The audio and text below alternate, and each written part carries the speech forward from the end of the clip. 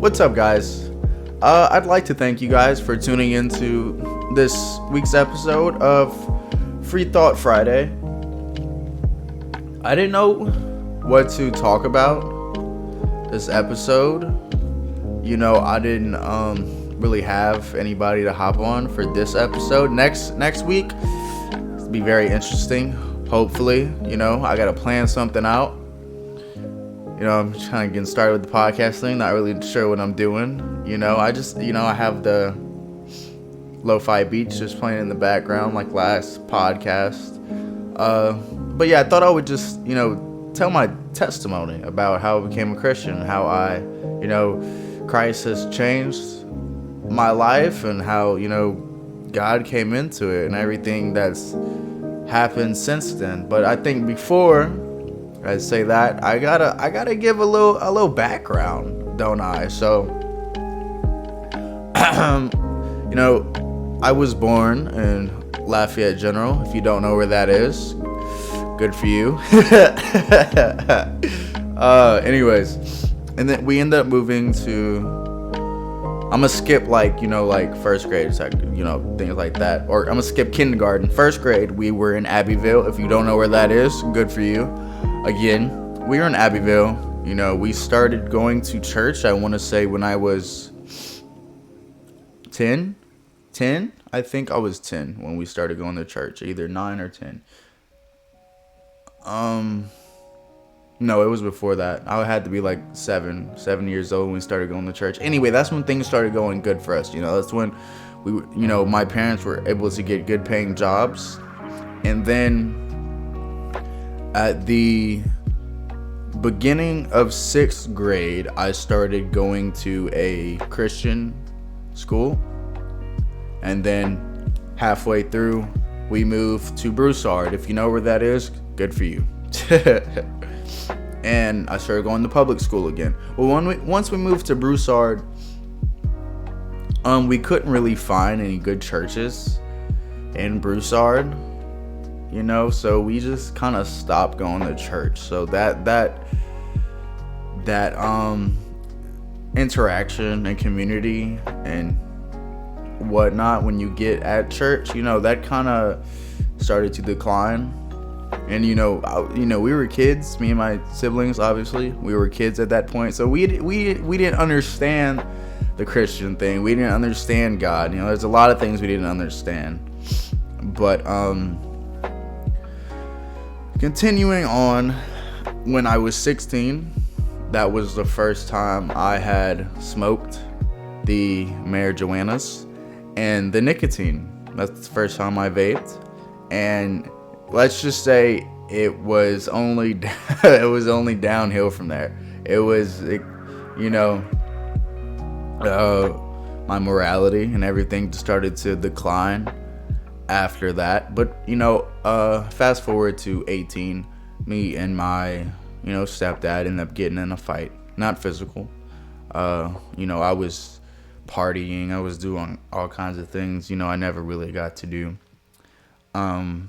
I was just, I was partying, I was wilding out, I was acting a fool, I was getting drunk, doing this, doing that.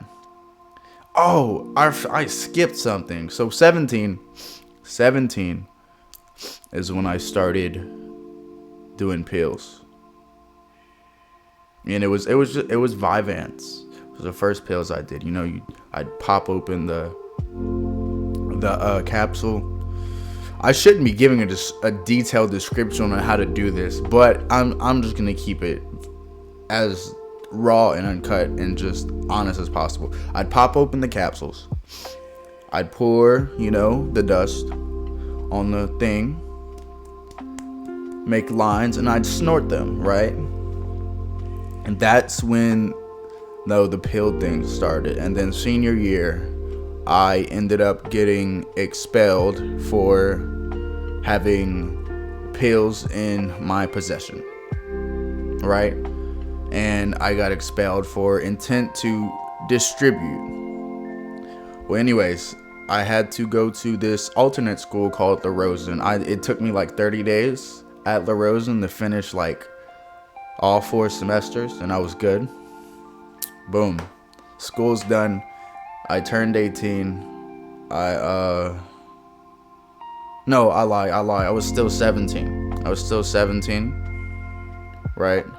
I turned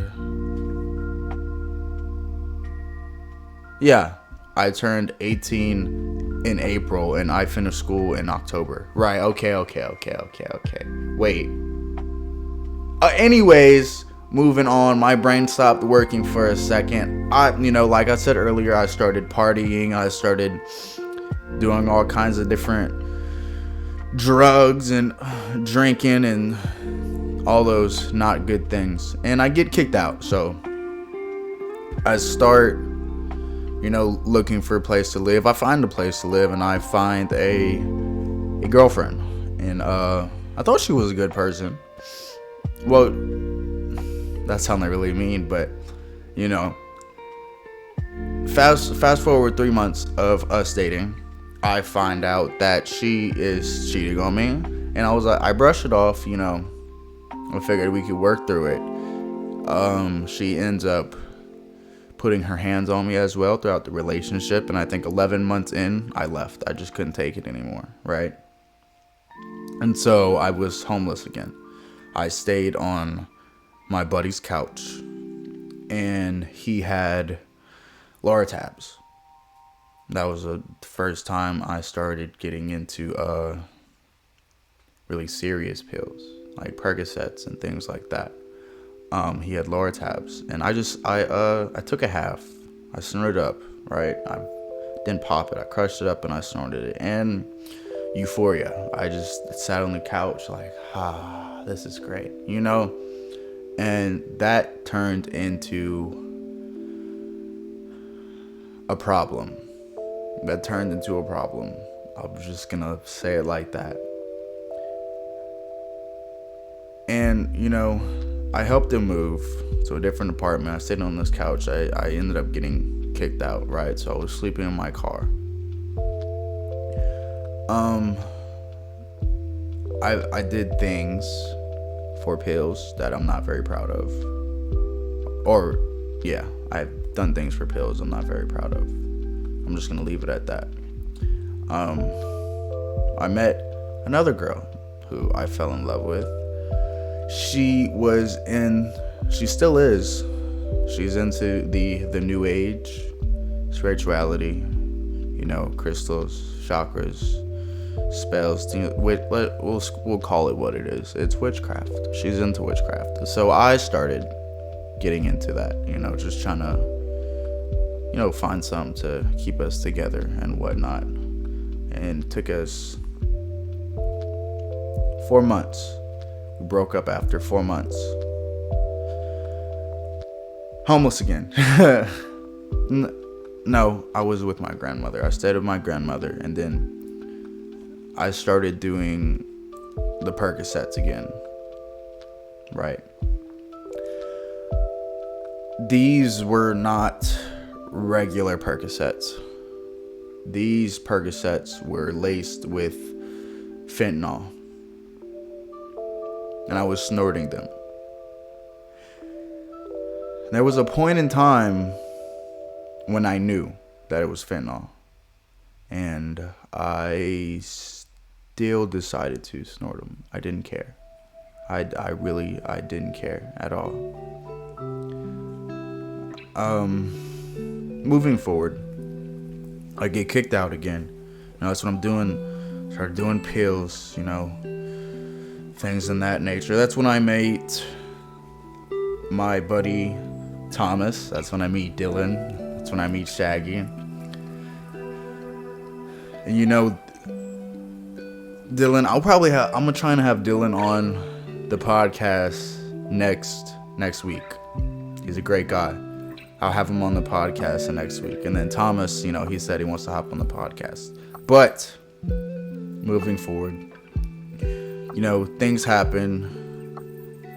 I end up, I was there for a month, maybe. I had an apartment with Thomas for a month. evicted. I am now in Ville Platte, right? Not now, like at that time I was in Ville Platte. I was, I didn't have a job. I didn't have money. I didn't have, service on my phone. No, there was, I would try to get jobs in Ville Platte. I couldn't. Nobody would hire me.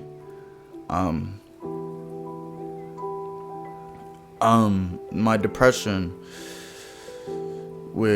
got worse in Ville Platte, and, those suicidal thoughts also got worse and worse and worse and worse.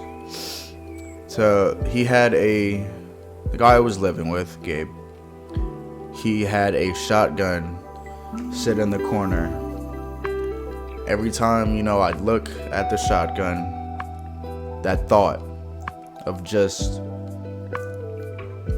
I don't want to get too graphic, but what I wanted to do with the shotgun. It got worse, and it got stronger. That urge got stronger to do it.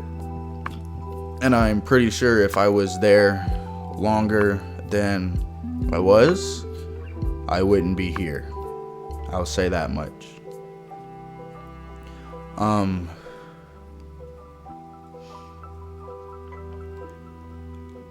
There was times over there, when there wasn't food. The only thing to really drink was alcohol. Times I was hungry.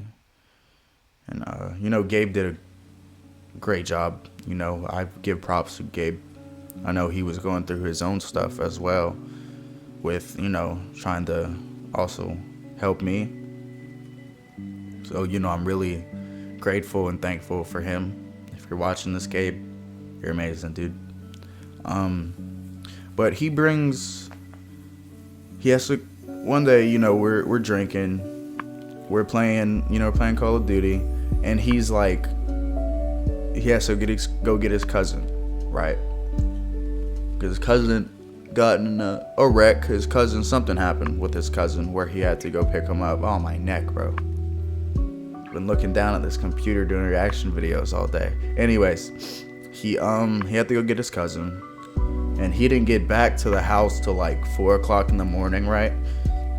And I was sleeping on the couch because that's where I would sleep. It was just kind of the broken couch. I'll say that much. It was a broken couch.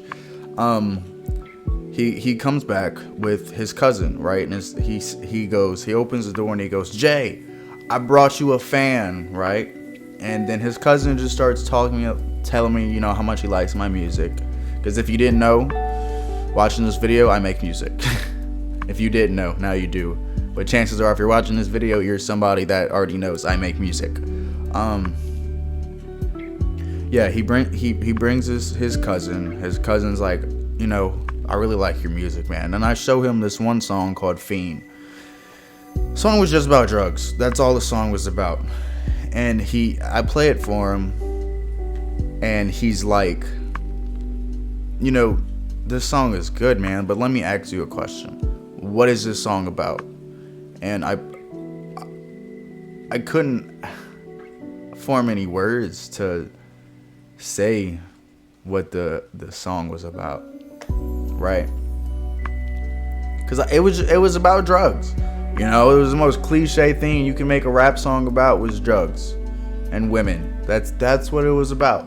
And he goes, and let me ask you another question. How is this song going to impact the world? And I was like, you have a good point, my guy. You have a really good point. So, that's when I was decided. It was like, what? I need to start making positive music that will impact people. And it was like, how do I do that?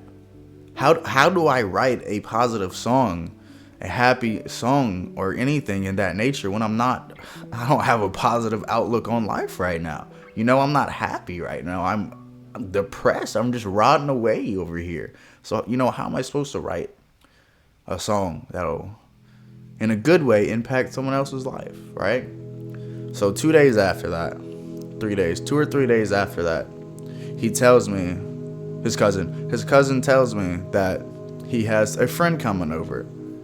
from New Orleans. His friend's a Christian rapper. And I was like, okay, it'd be cool, talk to another artist, somebody new for a change, His friend gets there, Isaiah Kadash. Oh, shout out Kadash, shout out. Man, you're a legend, bro. I love you, homie. I hope you're watching this. I hope you're doing great. I know you're going through things right now, but I love you, homie. I hope you're doing great. Anyways, we start talking. We're chopping it up. He plays this one song for me, and it was a song about his sister who had unalived herself, and that hit very close to home because I have a brother that did the same action, and I play that song for him afterwards, and he stands up and he just gives me a hug. Let me tell you, I needed that. At that point in time, it's been a very long time since I've had a hug. I needed that hug, and, we just connected over that. And in fact, we made music, and he was playing these different songs that he was making, this one song called Song of Deliverance, they're unreleased. I can't wait till they drop though, because they're gonna be amazing. I think he's working on the album right now. The album's gonna be amazing.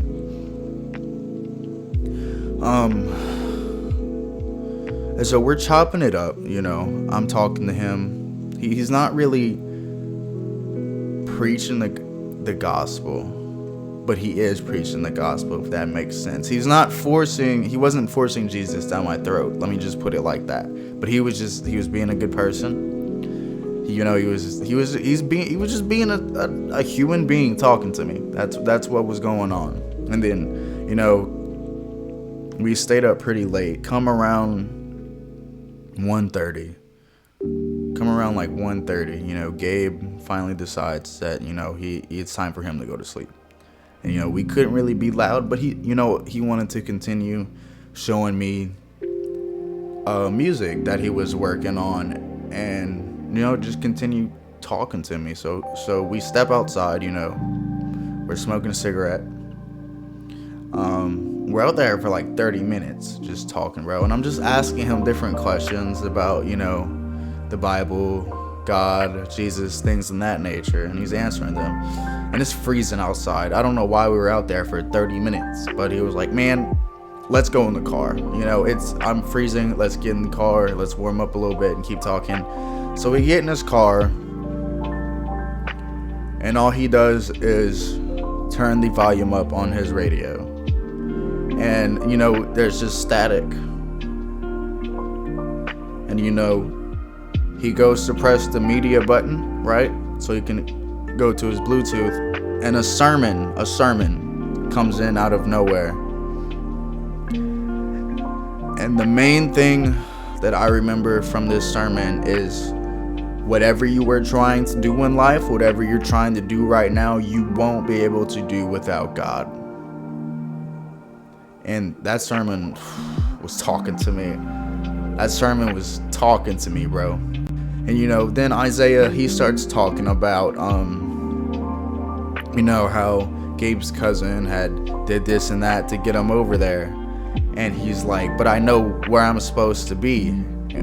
And he goes, right here and right now. And after he says that, the sermon goes, right here, right now. And bro, chills. And then it fades out back to static.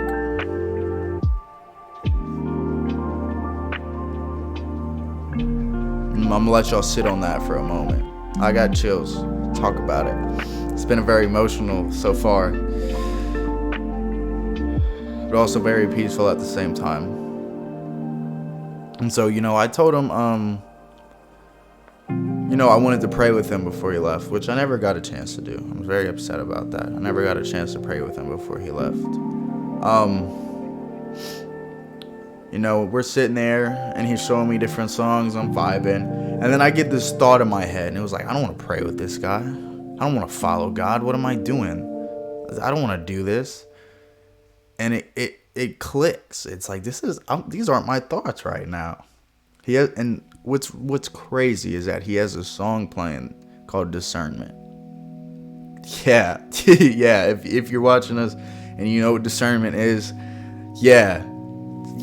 That's kind of crazy. And then I feel this, you know when your body goes to sleep, or like your leg falls asleep.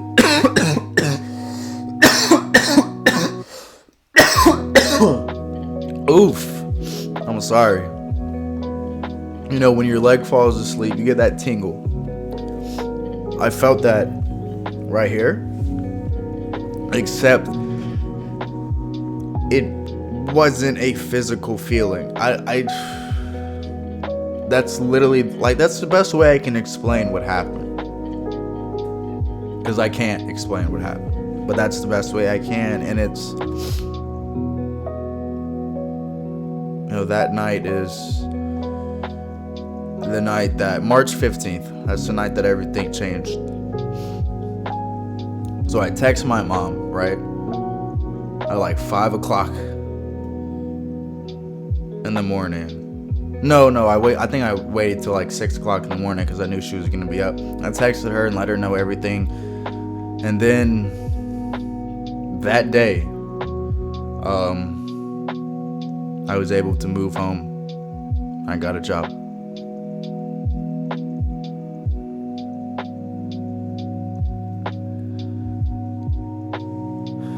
God is good, man. God is so good. I wouldn't be here. I literally would not be here if it wasn't for him. Jesus saves. If you're watching this and you're not a believer, or you're unsaved, listen, man.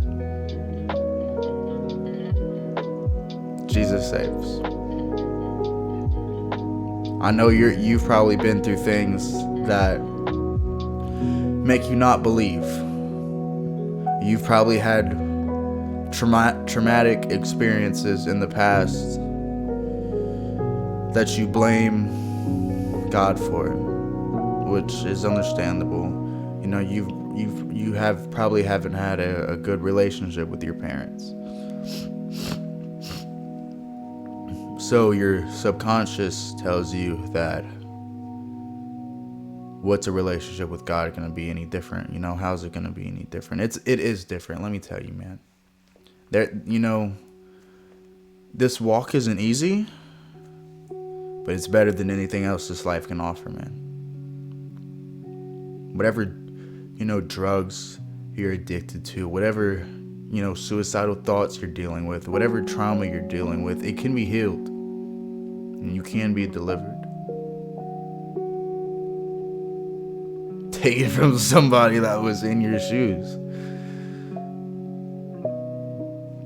I know what it's like. So, I'm no minister. I'm no, missionary. I'm not a pastor. I'm not a preacher. I'm just a guy who makes music, who started doing podcasts and YouTube, who has a love for the Lord, and just so happens to be here. You just so happen to come across this video. You can see it as a coincidence, or you can see it as purposeful. It's up to you. But anyways, I'd like to thank you guys for tuning in this week.